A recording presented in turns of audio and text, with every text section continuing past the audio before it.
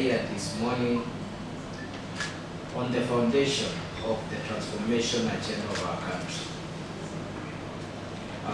The reason we are here is because of what our country has said.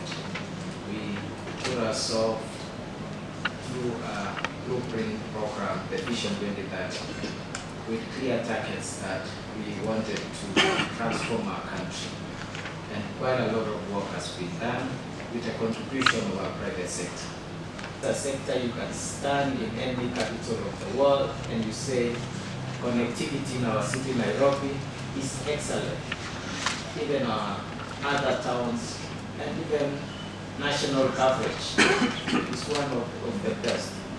The number of smartphones, phones we have in our market, also very good penetration, is very good. New technologies, fintech, we are the capital. We are proud of this great work that we've done, and we will be a model to the other sectors. But we have now opportunity to be an enabler for all the other focus areas and the other sectors. So let's come out, give us your proposals on digitization, on connectivity. Our doors are open, we are ready for collaboration.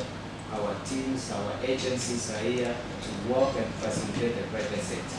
The last 3 medium plans that we've had, our sector has continued to make significant contribution towards our economy.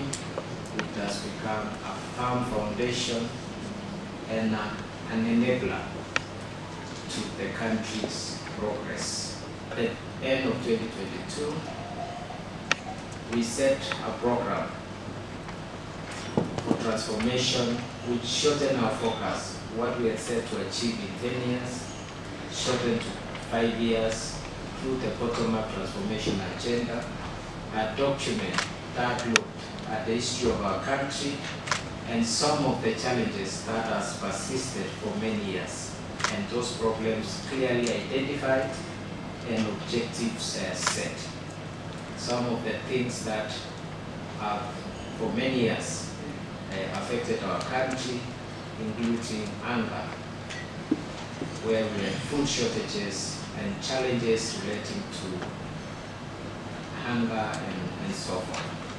It's also the issue that we've seen in terms of cost of living, which for many years has been a huge challenge and a complaint from our citizens. How do we lower cost of living? And the same also from the private sector.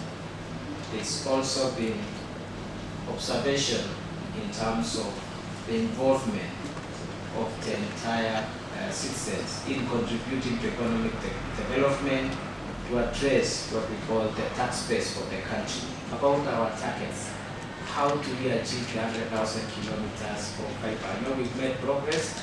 The team has given us figures that so far, from beginning of 2023, we have achieved over 13,000 kilometers, which is a good achievement. Majority of them being done by private sector. I think government has done over 4,000, private sector has done over 8,000 kilometers. We are keen to work with our colleagues in the World Bank to see that this new model being proposed can actually be realized. We've had an engagement with them, and we went to reflect also as government and look at some of the infrastructure we have. Structure and the Kenya Pipeline, Kenya Railways, KETRACO. These are huge infrastructure that government have deployed. When we look at the utilization rate, some of them are as low as 20% utilization. Some are reserved, but probably for 5 years, the actual utilization is very low. These are some of the assets on the government side. We are willing to get proposal from private sector. And with the targets that we have set here, the 100,000 kilometers, the 1450 digital hubs, the 25,000 public Wi-Fi's, the additional 8.5 million homes and businesses that needs to be connected. How do we work with the private sector, utilizing the existing assets in the digital space that government has deployed? That's one of the conversations I look forward to us having discussions here. and we have our calculator here. How do we improve that space so that it is possible for us to co-invest, to co-share, to bring order in that space so that any infrastructure being deployed, whether by private sector or public sector, we optimize for the use and the benefits of our citizens in the country, so that we remove the silo approach that we've taken for many years, so that we can achieve better utilization of the resources of our country. When we look at what does government need to really connect, we've looked and we've realized we have about 74,000 government institutions, offices that needs to be connected, and probably 25,000 public Wi-Fis. Brings us close to say 100,000 points of connection that we need. We have countrywide about 12 million homesteads. Kenya Power has already connected about 9.6 million homes. So when you take about the 100,000 as a percentage of the 9.6 million connections that we aspire to connect, then you realize the rest are actually private sector driven, and that is the large. So our percentage is quite very low. So we should look at working together. How do we connect the government with the interested areas, the 100,000, and in that working jointly with the private sector, so that every deployment we do is aimed at connecting the 8.5 million homes and businesses that we are keen at connecting. So I think this will be the main substantive conversation that we hope we will have this discussion ourselves with you, and agree on targets and put up a team that we can regularly monitor, that we can look at some of the challenges and be able to address them. Dr. Fiona has raised some of the concerns and even a proposal that if we can have 3 years moratorium on way leaves, we will achieve this target.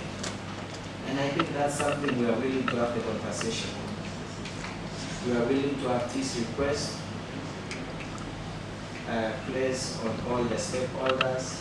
We will have conversations with the Council of Governors, because that's where conversations need to take place. And if they give us for 3 years, and you give us your commitment that you will drive connectivity, will achieve the 100,000 kilometers, and also we can connect the 8.5 million homes, or even reach 50% of that. So I think we need to refine that target so that we make the commitment very clear. Coming here today is a testament of our shared aspiration and commitment to drive our country forward through the digital transformation initiatives that we are undertaking.